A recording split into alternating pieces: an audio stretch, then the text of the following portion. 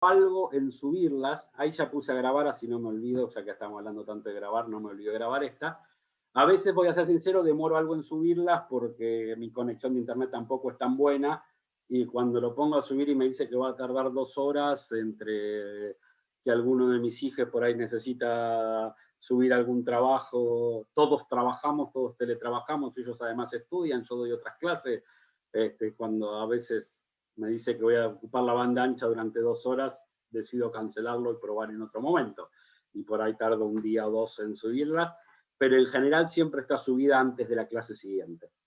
Es lo que trato, el compromiso que trato de tener, de que antes de la siguiente clase esté disponible en el campus. El año pasado no sé si hubo algún cambio tecnológico en el campus, creo que no. El año pasado en realidad no subían al campus, yo las tenía que subir a YouTube, y en el campus ponía el link. Es lo mismo que haremos este año. Pero salvo que ahora aprenda cómo subirla directamente al campus. Pero bueno, les decía que iniciada toda la parte de administrativa, en general no la grabo nunca, ninguna cursada, para permitir más libertad de preguntas y de opiniones. Empezamos ahora, sí, con la primera clase. Nosotros la materia la vamos a tener dividida en 4 unidades. ¿Sí? La idea es que en el primer tramo de la materia, que va a ir a la parte administrativa, creo que no les dije que iba a mandar el cronograma, pero no les di las fechas. La idea es que el primer parcial lo estén entregando el 12 de mayo, ¿no? Y que a ese primer parcial lleguemos con las unidades 1 y 2. ¿Sí? La unidad 1 es algo así como teoría del Estado, introducción al derecho y delitos informáticos. Y la unidad 2 es el ejercicio profesional como actividad económica, ¿no? Organización de la actividad del profesional informático, sea a través de una sociedad comercial, sea a través de la suscripción de contratos, sea a través de la relación de dependencia con alguna empresa. Y después quedaría para la segunda parte de la cursada la unidad 3 y la unidad 4. La unidad 3 hace a lo que es ciertas tecnologías en particular, como el documento electrónico y la firma digital, que son tecnologías que tienen una implicancia jurídica y legal, y al régimen de protección de la propiedad intelectual que se le aplica a la informática vigente en nuestro país. Y la unidad 4 trata sobre la informática como medio de prueba en procesos judiciales, los contenidos técnicos y jurídicos de la informática como medio de prueba en procesos judiciales, y las responsabilidades de los profesionales informáticos que pueden ser convocados como peritos en alguna causa judicial, y para poder ver eso también someramente cómo es la estructura del Poder Judicial, quién puede convocar un perito, en qué circunstancias y esas cosas, ¿no? Entonces, la idea sería empezar un poco viendo esto de alguna introducción a lo que es el derecho, ¿no? Y la legislación, para esa parte que involucra nuestra materia de legislación. Aunque vamos a ver también en esta bolilla algo sobre responsabilidad profesional, pero responsabilidad profesional en general y no solo del profesional informático, ¿no? Y para ver esto de legislación, lo primero que vamos a tener que tratar de pensar un poquito entre todos es de qué se trata esto del derecho. ¿Qué es el derecho? Bueno, nos vamos a dedicar un cuatrimestre a estudiar derecho.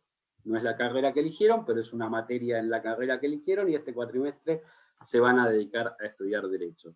Y como yo tengo una voz bastante aburrida y un estilo monocorde, y no me gusta tanto escucharme, lo que les voy a pedir es ahora, si alguno de ustedes me puede decir qué cree que es el derecho.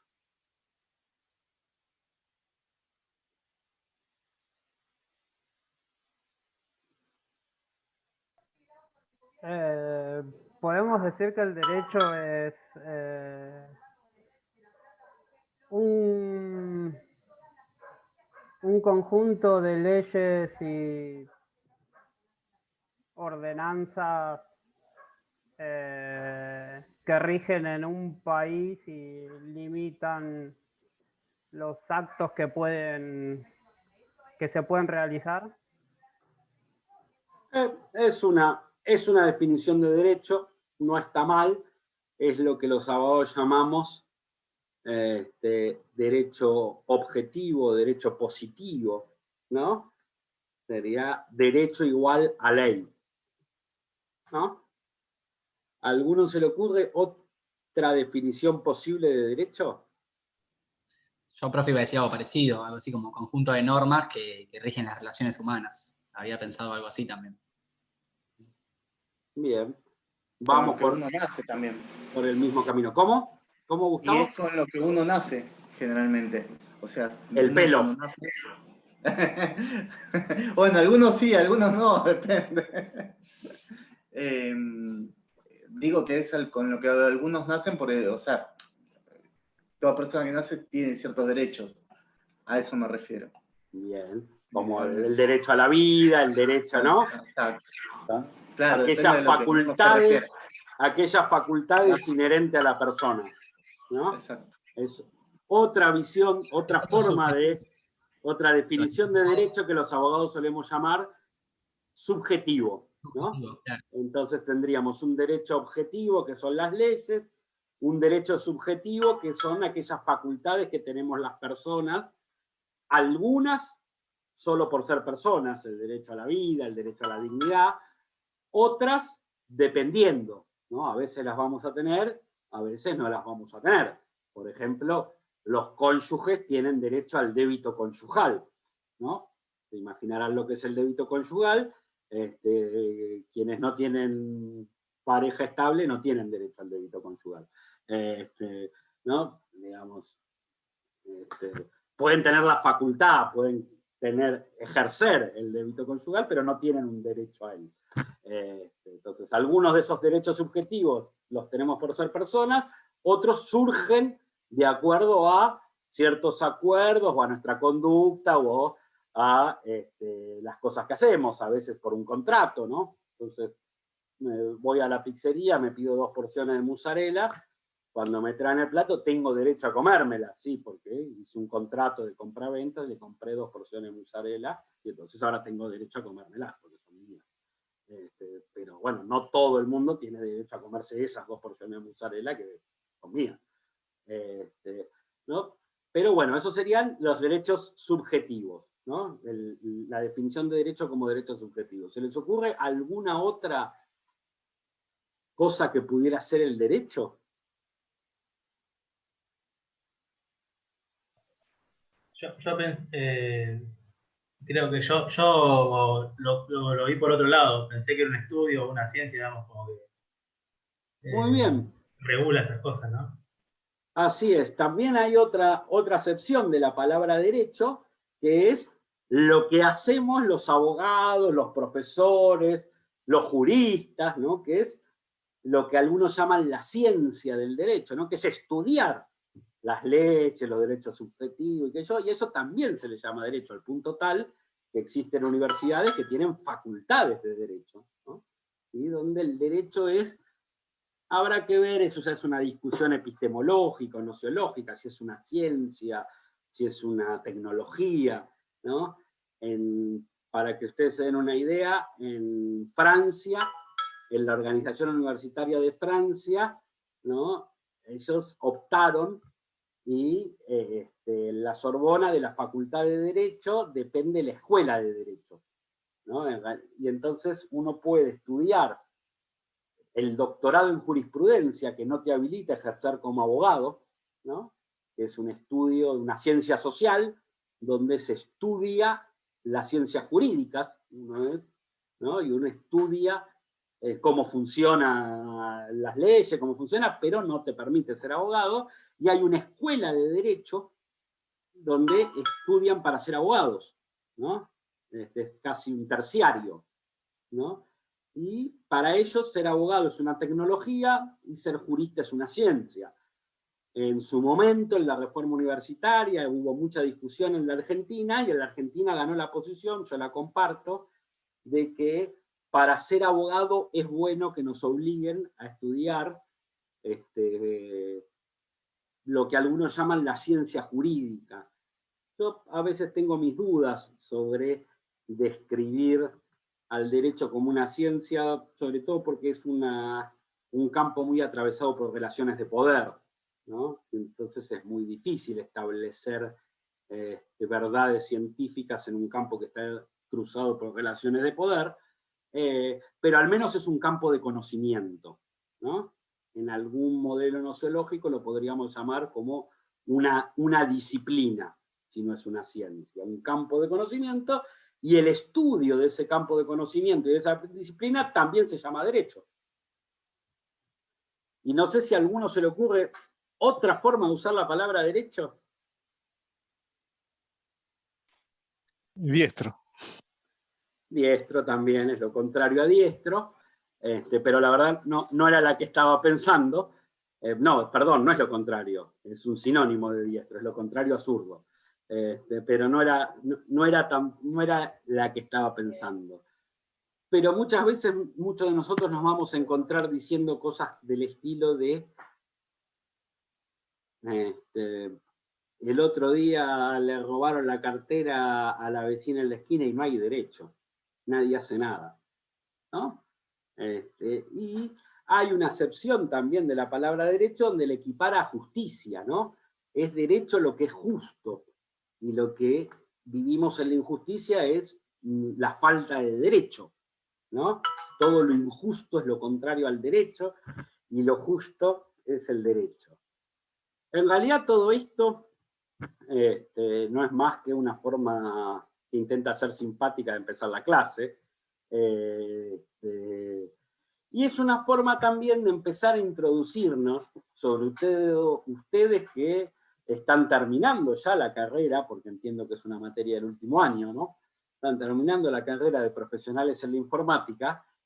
En este mundo del derecho, que todavía no sabemos muy bien qué es, si es todo eso, no es nada de eso, es una parte, que entre otras cosas tiene la particularidad de que se desarrolla con lenguaje, pero que se desarrolla con lenguaje natural, se desarrolla con palabras, se desarrolla en nuestro lenguaje natural y no en un lenguaje lógico, y en donde los términos muchas veces son ambiguos y son polifacéticos, ahí tienen una pluralidad semántica, y dependiendo los contextos y la forma de utilización, derecho y la mayoría de los términos en el derecho van a significar distintas cosas, ¿sí? Son términos, no son términos buenos. En realidad, con el ejemplo que puso Carlos, medio que mató lo próximo que yo iba a decir, porque yo iba a decir, no es un término equívoco, ¿no? Como banco, que puede hacer referencia a algo donde me siento, o puede hacer referencia a una entidad de crédito, ¿no? Donde hay una equivocidad importante, ¿no? En los conceptos que nombro con la palabra banco. En general, con la palabra derecho, nombro todas cosas que de una manera u otra se relacionan, que algún vínculo entre sí tienen, pero que depende desde el punto de vista donde la miro, pueden significar cosas muy distintas. Por supuesto, siempre existe un informático que viene y nos dice a los abogados que estamos equivocados, y Carlos me acaba de demostrar cómo puede haber una acepción equívoca también de la palabra derecho, porque si me estoy refiriendo al win derecho de un equipo de fútbol, ¿no? Ya estamos en otro. Igual decir la palabra win ya demuestra que soy una persona del milenio pasado, ahora se Eso juega el llama. fútbol sin wines, ¿viste? Nos importaron terminología del básquet y te hablan del mediapunta y del pivot, pero los viejitos seguimos hablando de los wines, pero al margen de eso, existe algunas acepciones también equívocas de la palabra derecho, pero en general es más que un término equívoco, un término ambiguo, ¿no?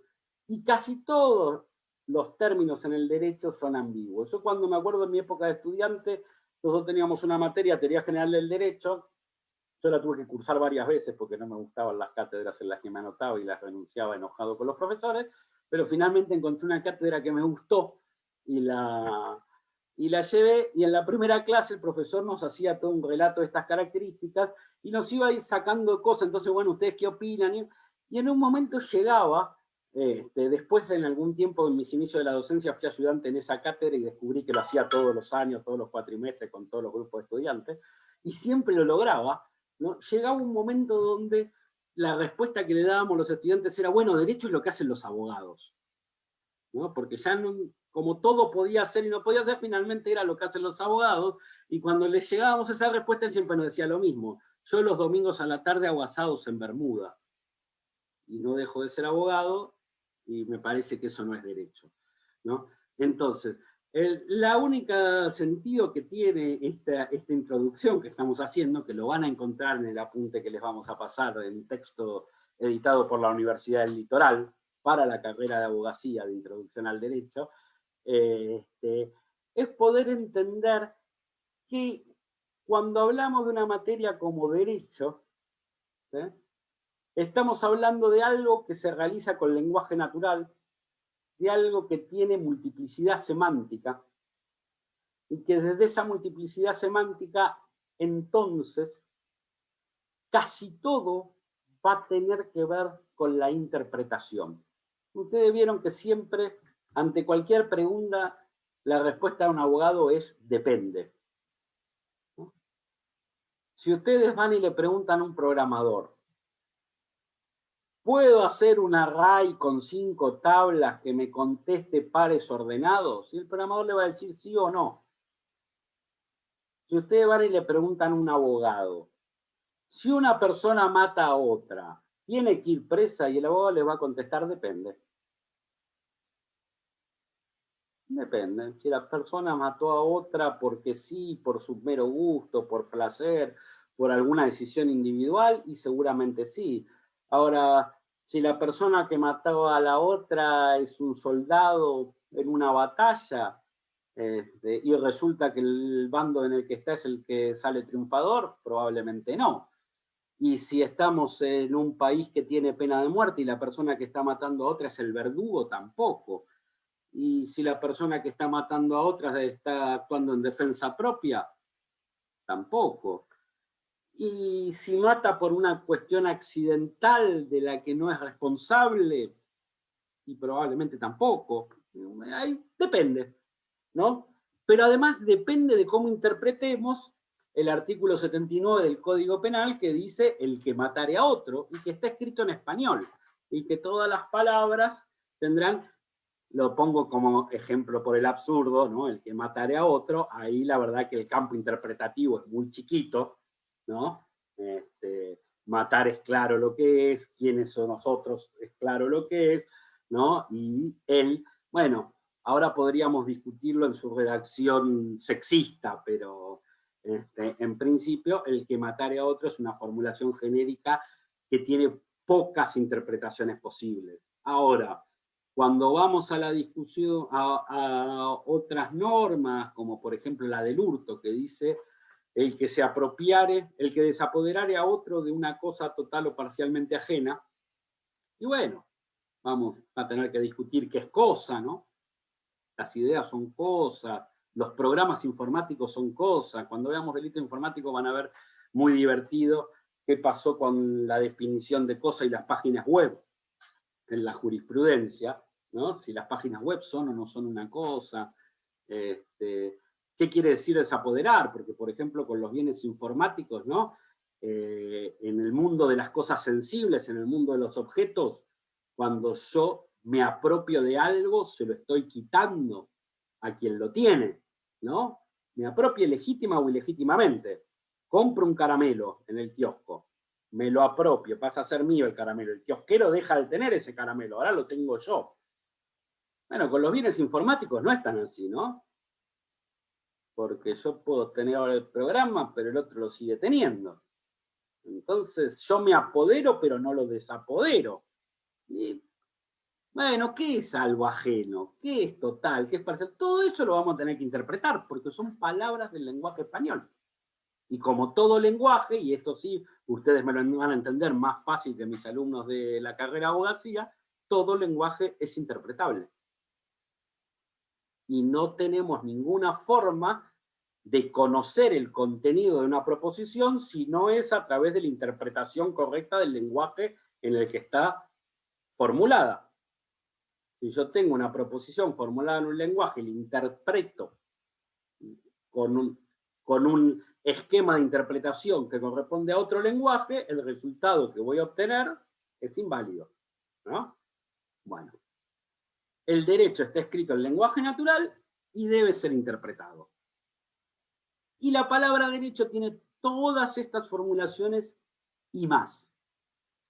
Y lamentablemente, aunque todos los años y todos los inicios de cursada yo trato de comprometerme en que en esta cursada vamos a utilizar la palabra derecho, en el primer sentido que nos decían, creo que Hernán y Nahuel, ¿no? Del derecho objetivo, ¿no? Y quizás alguna vez en el segundo sentido, que no me acuerdo, creo que Gustavo nos lo decía, del derecho subjetivo, de las facultades que tenemos la persona. La verdad es que nunca podemos cumplir con eso, porque forma parte de nuestro oral cotidiano.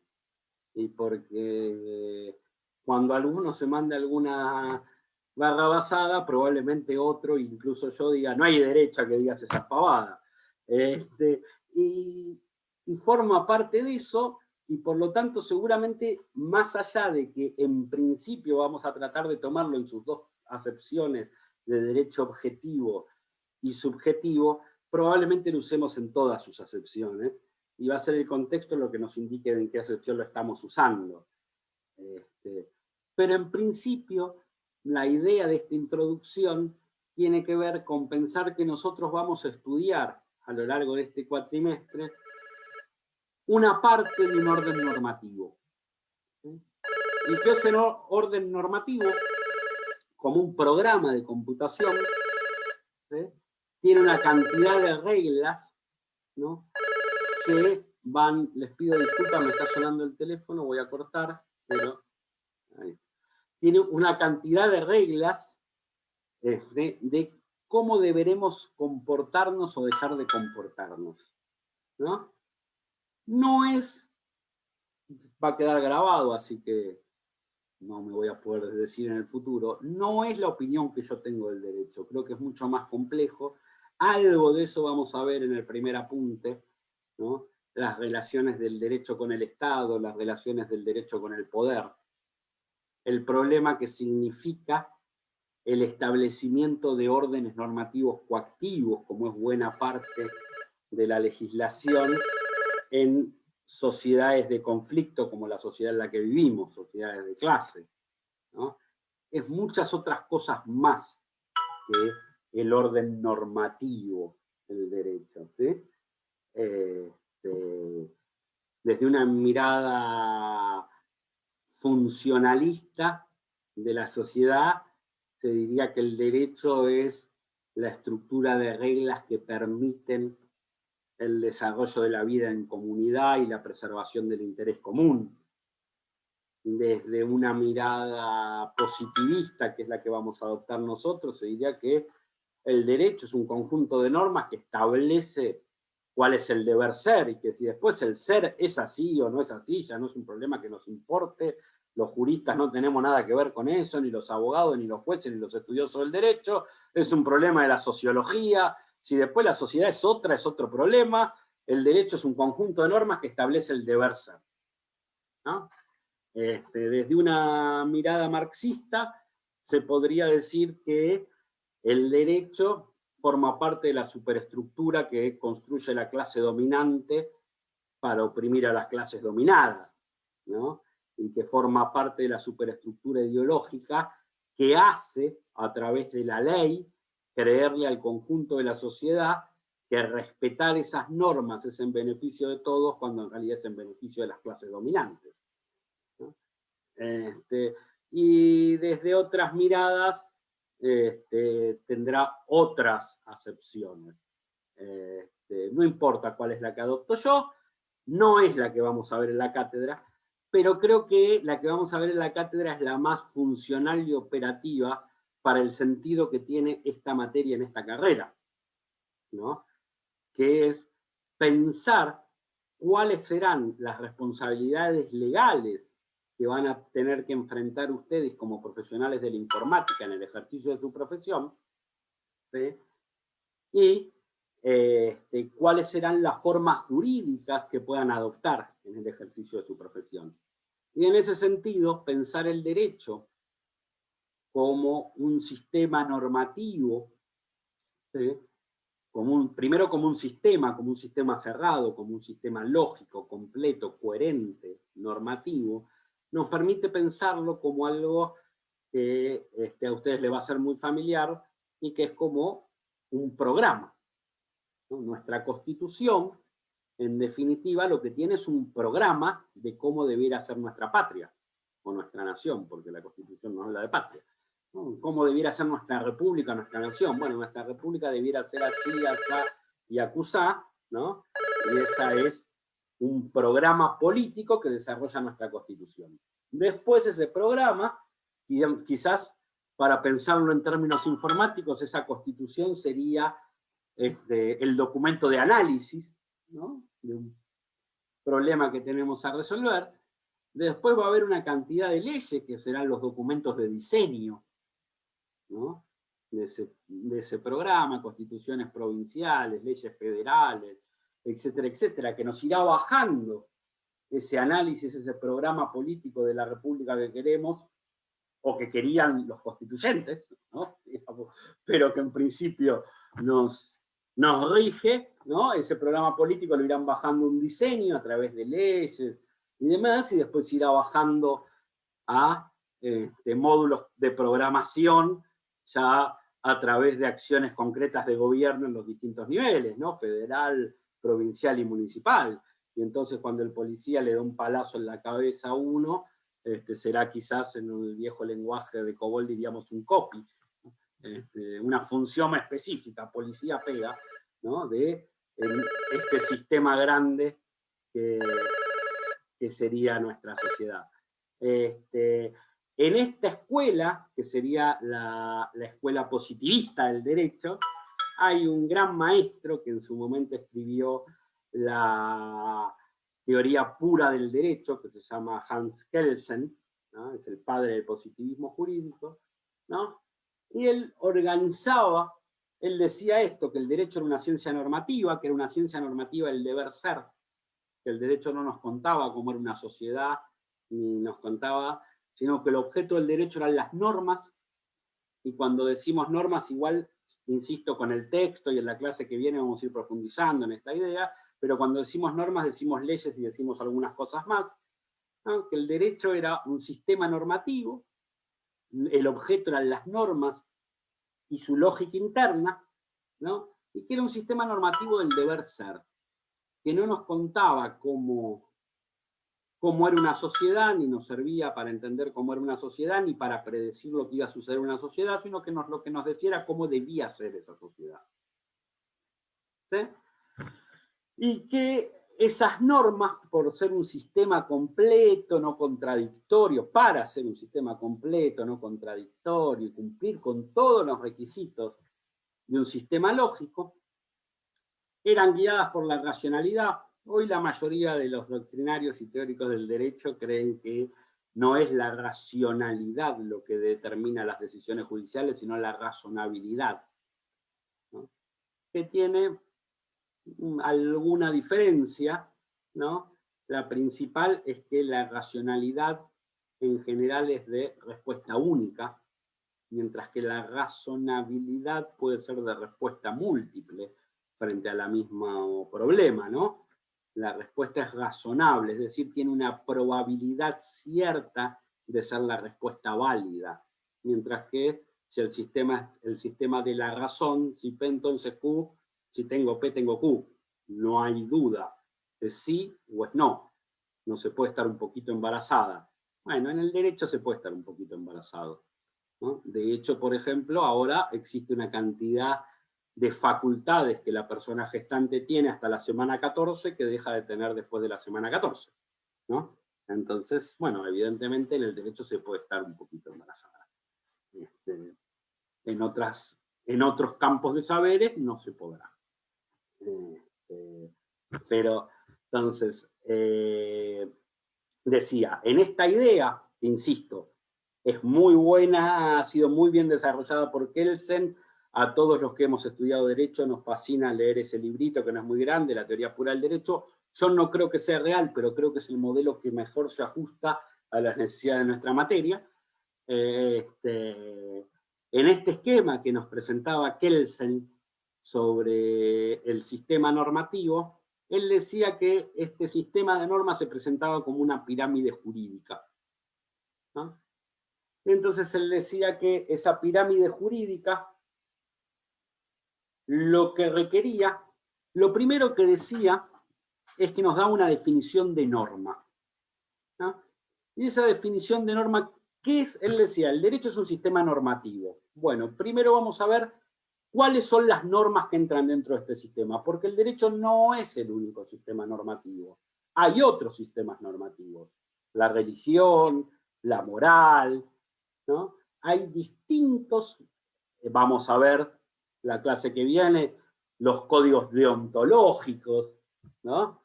Hay distintos sistemas normativos que rigen la vida de las personas. El derecho es uno de ellos. Y como sistema normativo, lo primero que vamos a tener que definir es cuáles son las normas que componen este sistema. ¿Qué normas no nos van a interesar y qué normas sí nos van a interesar? ¿No? Y entonces ahí Kelsen decía, bueno, a nosotros solo nos van a interesar las normas jurídicas. A ver, discúlpenme, voy a cortar solo medio segundo para decirle a la persona que no deja de llamar que estoy dando clase y que le voy a contestar cuando pueda. Perdónenme.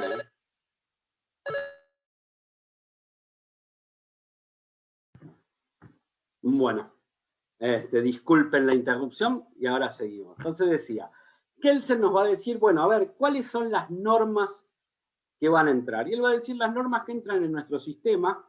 Para formar parte del sistema normativo del derecho, las normas que vamos a tener en cuenta son las normas jurídicas, ¿no? Y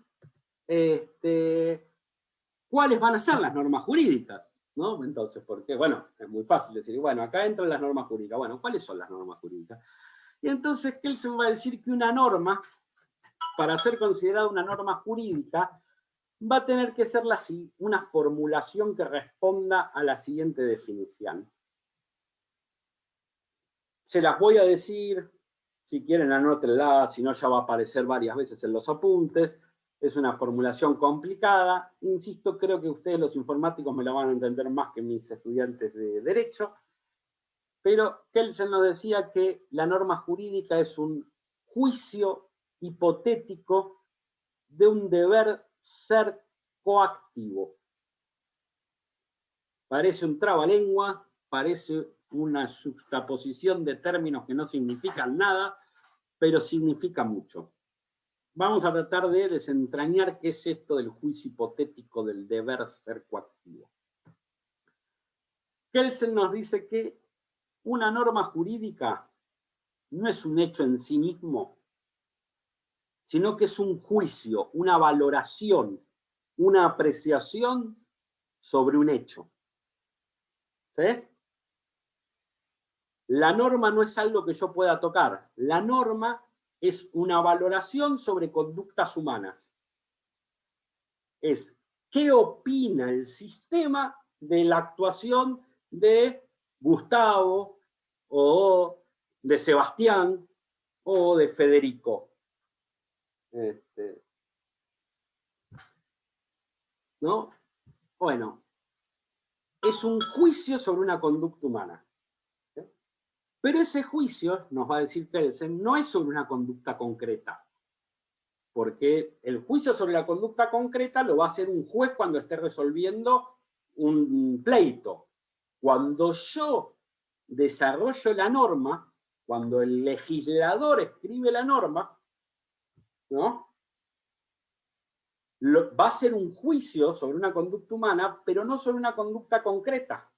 Entonces va a ser un juicio hipotético sobre algo que podría ser. Cuando el Código Penal dice el que matare a otro, no está hablando de que Juan mató a Pedro, sino que está hablando de cualquier uno que matare a cualquier otro. ¿Sí? En la hipótesis, y podría ser que nadie mate a nadie, ¿no? Pero bueno, en la hipótesis de que alguien matara a otro, ¿no? Lo siguiente que va a decir Kelsen es que ese juicio hipotético no es sobre el ser, es sobre el deber ser. ¿Qué quiere decir esto? Que no es sobre las cosas que pasan en el mundo real, sino las cosas que deberían pasar.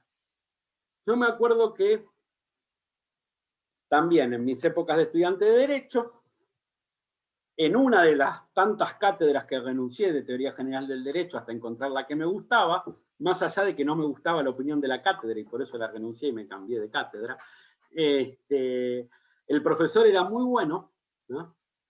Y empezó la primera clase preguntando quién violaba normas, ¿no? ¿Quién violaba normas?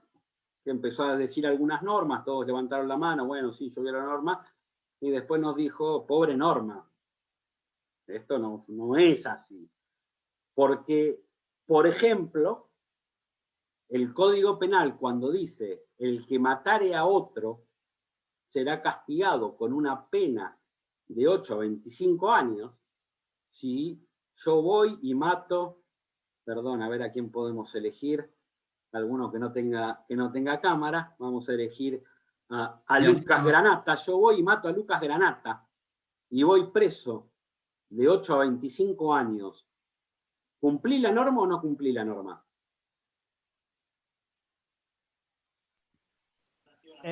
Sí, la cumplió. La norma. Sí, La la cumplí. cumpliste.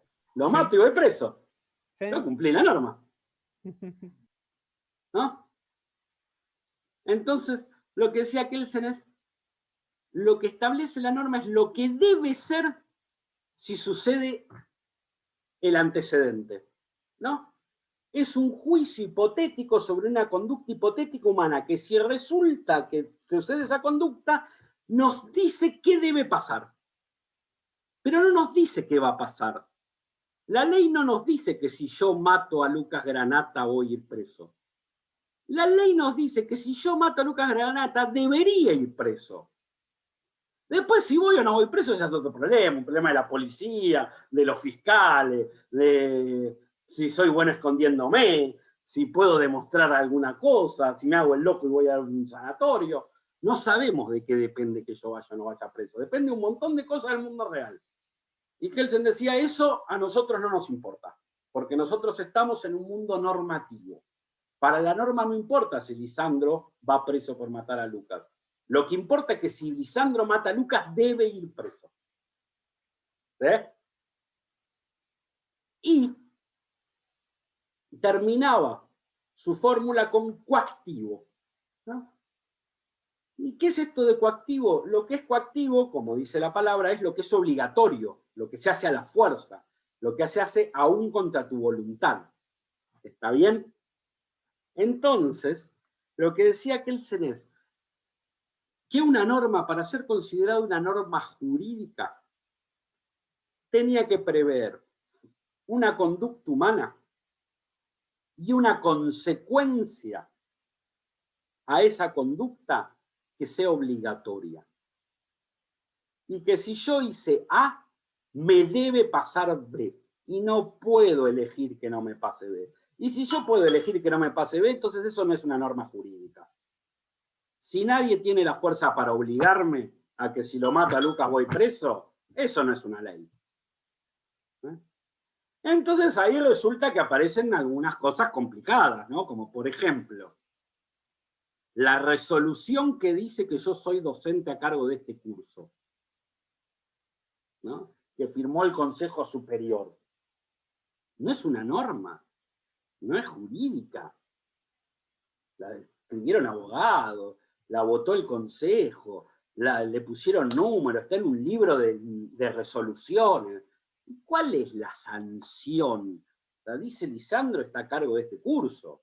Eso no es una norma jurídica. Bueno, para salir de ese entolladero, Kelsen hace toda una explicación larguísima, donde en realidad la coacción está, porque si yo no respeto esta norma, a mí me aplican como sanción que no me pagan el sueldo, pero además, si ustedes no me reconocen como docente, entonces serían aplicados, tendrían como sanción las sanciones que están previstas en el Código de Conducta de Disciplina de los Estudiantes de la UNAF, y entonces en realidad las sanciones pueden estar en otro cuerpo normativo, pero hay alguna sanción si yo no cumplo con mi tarea docente o ustedes no me reconocen el lugar de docente. ¿No? La verdad que es difícil de explicar, no nos vamos a meter en ese atolladero que es para la discusión de filosofía del derecho, yo creo que es uno de los problemas que tiene la teoría de Kelsen, pero en principio como teoría es una teoría muy elegante, ¿no? Ustedes que han estudiado bastante matemática y lógica saben que la elegancia es importante. Es un sistema cerrado, es una teoría elegante, ¿no? Donde tenemos normas y capacidad coactiva de hacerlas cumplir, ¿sí? Y donde esas normas son el establecimiento de una consecuencia obligatoria frente a una hipótesis dada. ¿Sí? Casi diríamos que toda la legislación, toda la normativa empieza con un if, ¿no? If tal cosa, then. El C, then, ¿no? Y para Kelsen todo se construye así. Y entonces ahí Kelsen nos va a decir, pero ojo, que dentro de este sistema normativo vamos a tener normas válidas y normas inválidas. Como en cualquier construcción de lenguaje, podemos tener proposiciones inválidas. ¿Sí? Y si una norma es inválida, no integra el sistema del derecho. ¿Está bien? ¿Y cómo vamos a poder determinar si esa norma es válida o inválida? Por su sintaxis, por su semántica. Y ahí Kelsen va a decir, y es medio complicado, porque como el derecho se escribe en lenguaje natural, ¿no? Sostener la validez sintáctico-semántica es medio difícil. No, y entonces él va a crear el concepto de la legitimidad de las normas. Y entonces el sistema del derecho va a estar conformado por normas legítimas. ¿Y cuáles van a ser las normas legítimas? Las normas legítimas van a ser aquellas que sean dictadas de acuerdo al procedimiento previsto para ser dictadas. ¿Está bien? Y entonces todo el sistema del derecho va a ser un sistema procedimental, compuesto de reglamentos que me van a establecer la validez de las normas. Y si una norma es creada de acuerdo a lo que el reglamento prevé para que se cree la norma, esa norma será válida. Y si una norma es creada por fuera de lo que los reglamentos preveían para crear esa norma será inválida. Y entonces, en base a esto, va a construir lo que él llama la pirámide jurídica. Y va a poner en la base de esa pirámide ciertas normas y va a ir construyendo hacia arriba el escalón superior de acuerdo a cuál es la norma que me tenía que establecer, ¿sí?, las reglas para dictar esta norma de abajo, ¿no? Como en un sistema informático las funciones y, ¿no?, los módulos que las convocan, ¿no? Entonces tendré una serie de librerías y arriba alguien que me las convoca, ¿no? Y entonces va a decir, en la base de todo van a estar los contratos entre particulares, ¿no? ¿Y cuándo serán válidos los contratos en particulares? Cuando se hayan celebrado de acuerdo a que la ley que regula esos contratos dice que tienen que celebrarse. y cumpla con lo que otro. Entonces, si yo hago un alquiler entre partes, y bueno, exige que uno sea el dueño o el poseedor de la cosa, que el otro me pague una locación. Ahora hay una ley de alquileres que dice que si el alquiler es para vivienda tiene que tener un plazo mínimo de 3 años y se va a indexar de una determinada manera y qué sé yo. Bueno, si yo hago un contrato con cualquiera de alquiler en los marcos que la ley de alquileres fija que se pueden hacer contratos de alquiler, mi norma entre las partes, mi contrato va a ser válido. Y si mi contrato de alquiler no respeta lo que dice ese reglamento de cómo deben ser los contratos de alquileres, mi contrato será inválido.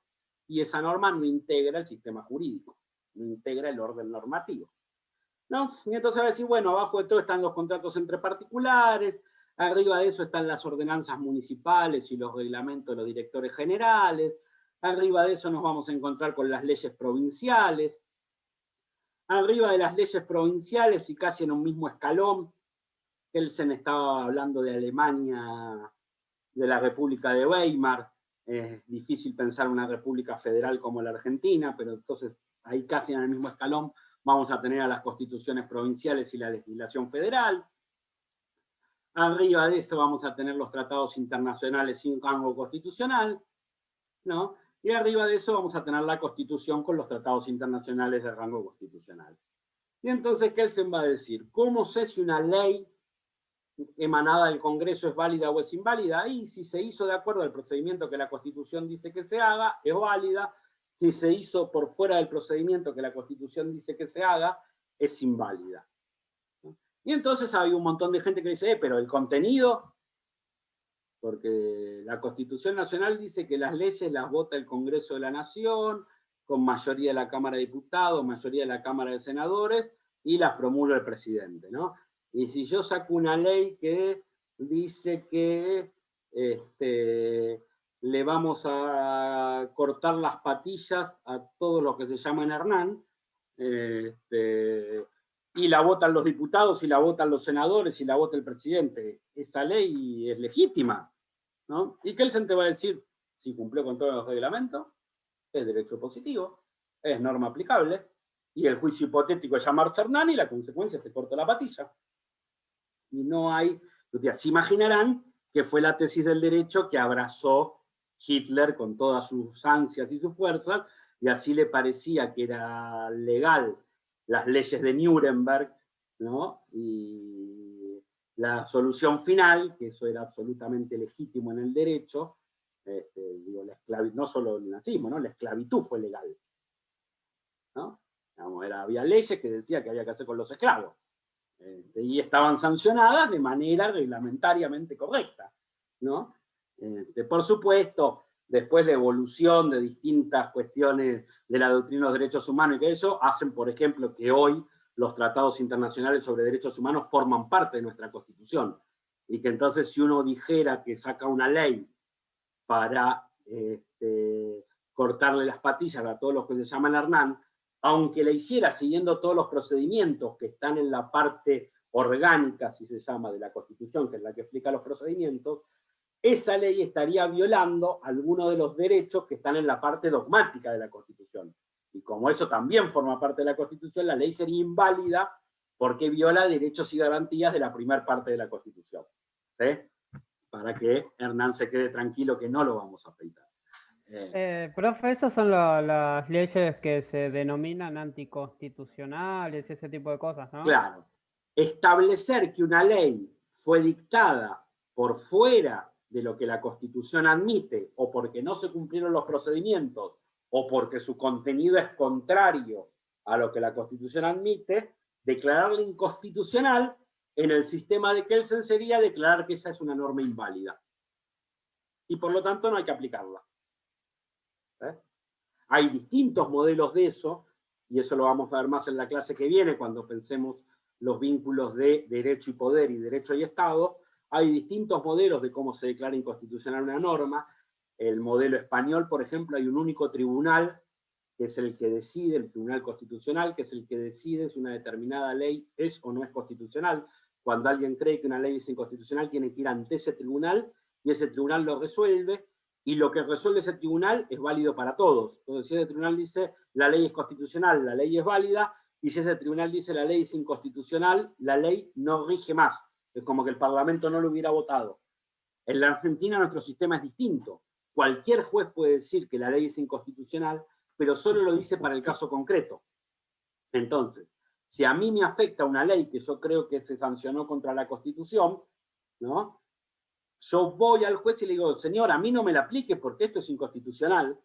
El juez estudia el caso concreto, estudia si aplicármela a mí sería inconstitucional y toma una decisión.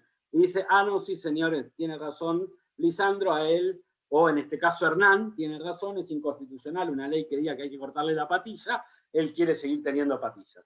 Y entonces a Hernán no le cortan la patilla. Pero a los demás Hernanes de la Argentina sí se las van cortando.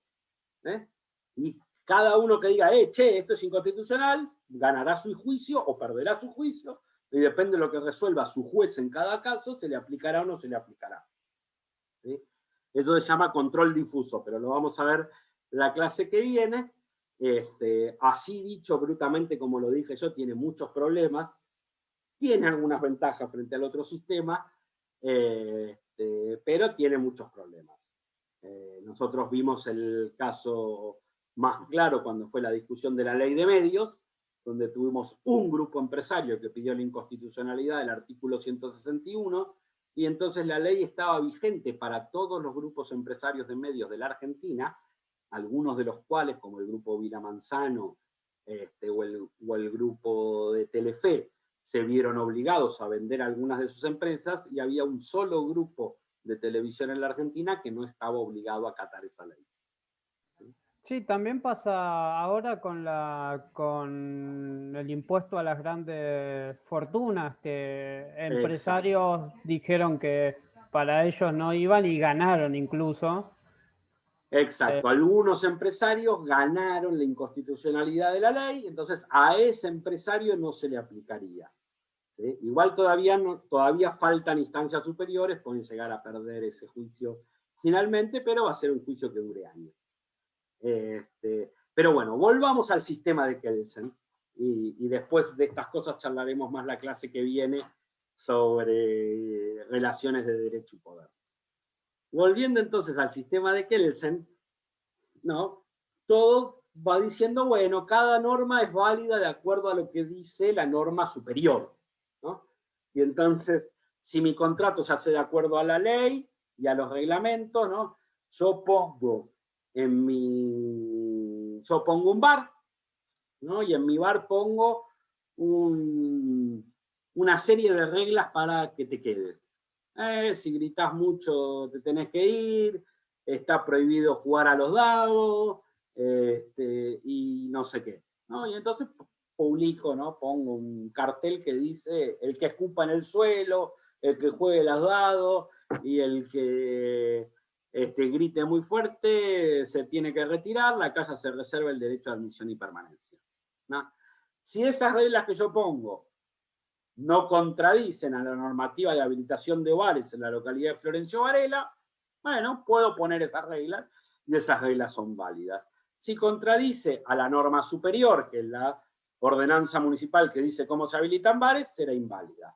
La ordenanza municipal que dice cómo se habilitan bares, si fue dictada por el Consejo Deliberante de acuerdo a los preceptos de la ley orgánica municipal de la provincia de Buenos Aires, será válida.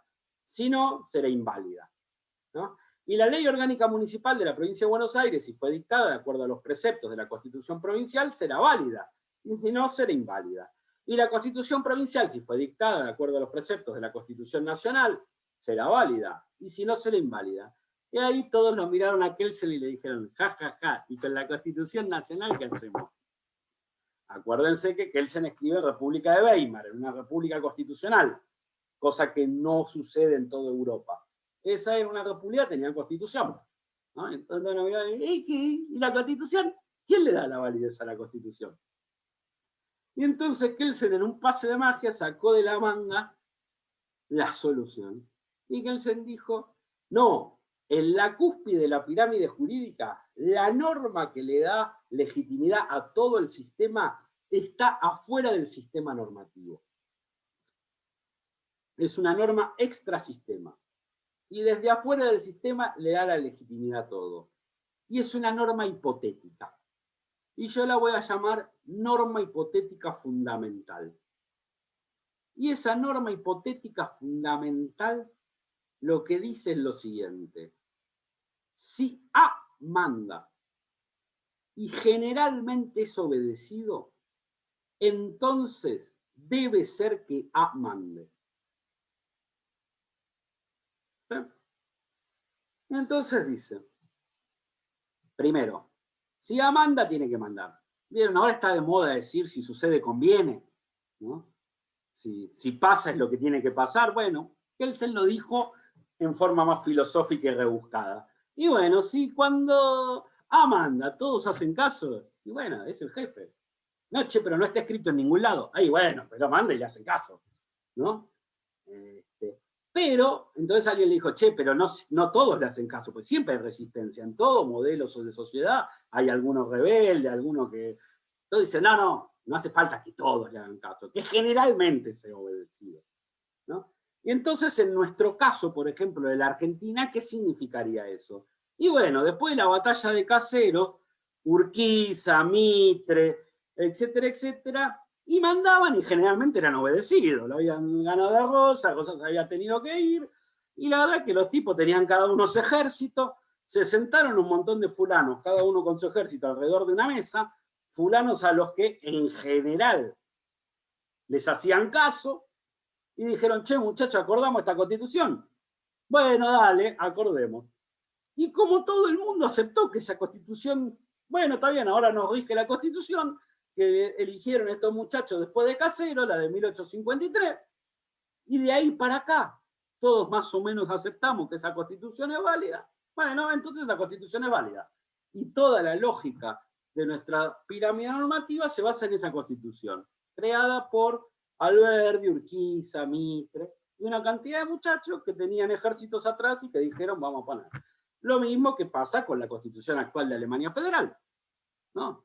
Terminaron la Segunda Guerra Mundial, perdieron, bueno, ahora la unificación alemana, así que eso otra cosa que demuestra lo viejo que soy, sigo hablando de Alemania Federal y Alemania Democrática, cuando hace más de 30 años que ya se unificaron, pero bueno, o sea que la mayoría de ustedes no habían nacido cuando eso sucedía.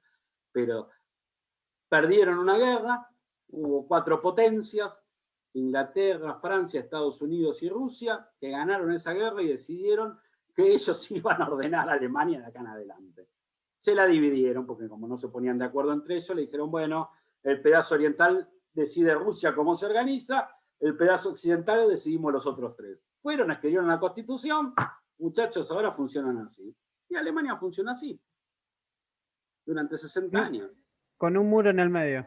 Con un muro en el medio, pero digamos, pero de cada lado, con la Constitución, los rusos estuvieron un poco más democráticos, eso se llama República Democrática Alemana, hicieron una asamblea constituyente, elaboraron una constitución. Del otro lado, se pusieron de acuerdo De Gaulle, Churchill y Eisenhower, escribieron la Constitución y dijeron a los alemanes, ustedes ahora su gobierno lo eligen así. Y por eso, por ejemplo, Alemania es el único país que en vez de primer ministro tiene canciller. ¿Por qué?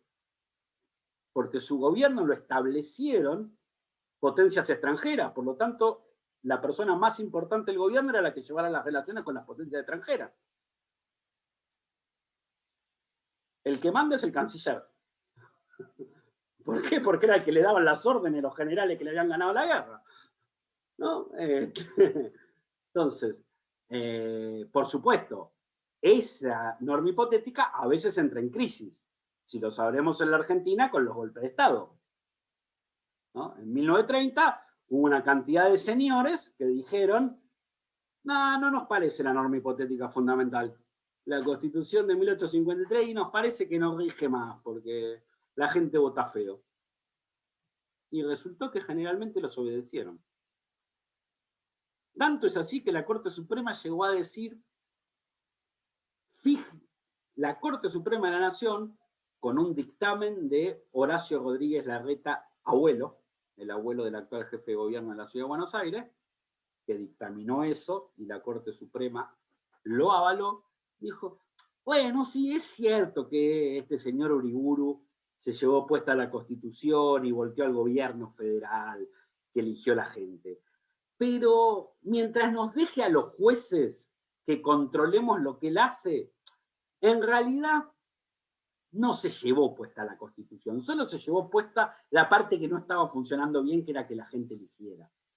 Y creó lo que se llama la doctrina del gobierno de facto, que dice que si hay un gobernante que es capaz de tener el control y la obediencia de las Fuerzas Armadas y de Seguridad y de los resortes de la administración pública en la Argentina, y que le respeta al Poder Judicial el rol de controlar sus acciones, ese gobernante puede gobernar. Esa doctrina del gobierno de facto, que inventó el abuelo del actual jefe de gobierno porteño y que la Corte Suprema de Justicia de la Nación en 1930 confirmó, tuvo vigencia en la Argentina hasta la Constitución del 94.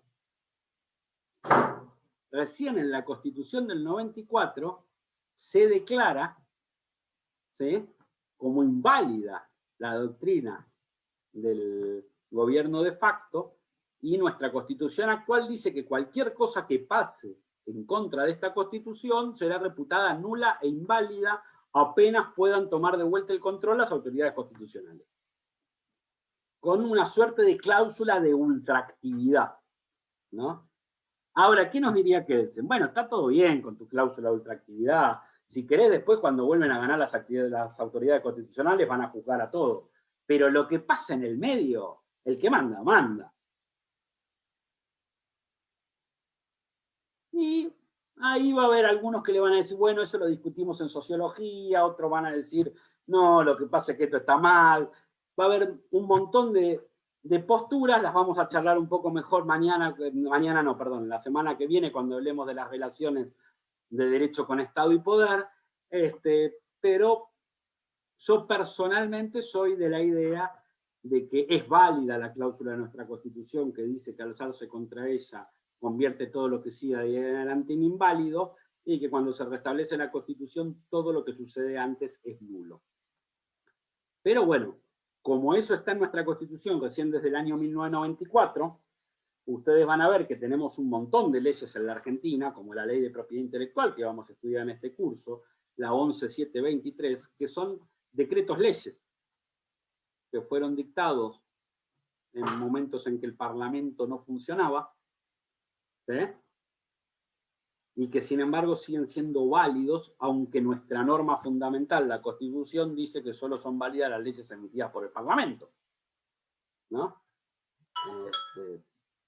¿Y cómo se explica esto? Porque todo eso se entendía saneado cada vez que volvió un gobierno constitucional. El único que quiso hacer algo distinto, y lo hizo a medias, fue Alfonsín, que primero sostuvo la tesis de que todas las leyes que había dictado la dictadura eran inválidas y caían en el mismo momento en que él asumía la presidencia, en cosa que incluso sostuvo por algunas semanas después de ser presidente. Lamentablemente, en ese periodo de pocas semanas lo convencieron desde distintos lugares que era un quilombo administrativo la República, si considerábamos nulas todas las leyes que se habían dictado durante 8 años, porque había muchísimas leyes que regulaban muchísimas cosas y que no era posible volver atrás en un montón de cosas, ¿no? Reglamentos chicos y qué sé yo. Pero entonces él lo que dijo, cosa que estuvo interesante, fue: no importa, son conceptualmente inválidas, para que no sean inválidas la tiene que ratificar el Congreso de la Nación. Cosa que como punto de vista es un intermedio, el Congreso puede ratificarlas en vez de hacer una ley nueva, pero bueno, por lo menos reconocía eso, idea que parecía muy buena. Lamentablemente en los primeros meses, también por distintas presiones políticas, terminó sacando una ley ómnibus que ratificaba todo, salvo algunas excepciones, entre ellas el Código Penal y algunas leyes importantes, y la ley de autoamnistía, por ejemplo, de los militares. En las últimas semanas, antes de entregar el gobierno, Mignone, el último presidente de facto, había sacado una ley que decía que todos los militares que habían estado en el gobierno en esos 8 años no podían ser juzgados por ningún crimen que hubieran cometido en ese gobierno, y por supuesto esa ley Alfonsín no la ratificó, ¿no? Entonces, si bien en la práctica terminó cediendo ante las presiones y aceptando como válida la legislación que había sacado la dictadura, al menos conceptual y discursivamente defendió la posición de que esas leyes solo son válidas porque el Congreso de la Nación las ratificó, y que si los diputados y senadores no las hubieran ratificado no tendrían ningún valor. Hay quienes siguen otras escuelas del derecho, los realistas, por ejemplo, nos dirían, la verdad que es todo zaraza, las leyes esas eran válidas porque la gente las cumplía, y si Alfonsín hubiera dicho que eran inválidas, no hubiera servido lo que decía Alfonsín porque la gente las hubiera seguido cumpliendo, ¿no? Pero dentro de la idea positivista del derecho, eran inválidas. Pero bueno, ya les decía, esa es una discusión, un poquito vamos a abordar la clase que viene, pero solo por el gusto de abordarla, no se preocupen, no va a ser tema de examen. Pero básicamente entonces nosotros nos vamos a manejar y vamos a estudiar en este curso con esta idea, de que lo que vamos a estudiar es un orden normativo, es un orden que lo que nos prescribe son deber ser, es decir, cómo debieran ser las cosas, y que dentro de ese orden normativo vamos a estudiar normas que sean válidas, que regulan cómo debiera ser el ejercicio profesional de la informática, ¿sí? Y que nos establecen cuáles serían las responsabilidades en las que podríamos incurrir en el ejercicio de esta profesión. Si con esto ya son las 8, así que con esto voy a terminar la clase, lo que les dejo como última perlita de la clase de hoy es que se acuerden mucho de esa palabra, responsabilidad. La palabra responsabilidad, igual que la palabra derecho, tiene muchas acepciones, la usamos para muchas cosas. En nuestra vida de relación, en general, es una palabra positiva. Una persona responsable es alguien a quien admiramos, a quien queremos, a quien queremos que esté de nuestro lado y de quien queremos estar cerca. Acuérdense que cuando los abogados usamos la palabra responsabilidad, es muy feo. Para los abogados, para el derecho, en algunas de sus acepciones, responsable es el que responde, el que se tiene que hacer cargo de los daños, el que paga los platos rotos. Responsable es el que se tiene que hacer cargo de las cosas cuando las cosas salen mal. Entonces, cada vez que digamos la palabra responsabilidad en esta materia, ustedes tiemblen un poquito, porque ser responsable puede querer decir que te va mal en la vida, y lo que vamos a tratar es de enseñarles qué normas habría que respetar para no para no caer en responsabilidad profesional en el ejercicio de la informática. Con esto, siendo las 8 de la noche, los libero por el día de hoy. Nos vemos el miércoles que viene. Voy a tratar de resolver en estos días el ingreso al campus y de que esté todo ordenado ahí. Mientras tanto, les voy a ir mandando por mail el primer texto y el link de esta clase una vez que esté subida. Y les pido, si pueden, contactar a les que no estuvieron hoy presentes para contarles cómo fueron las cosas. Nada, dicho eso, están liberados. Espero que nos veamos el miércoles que viene.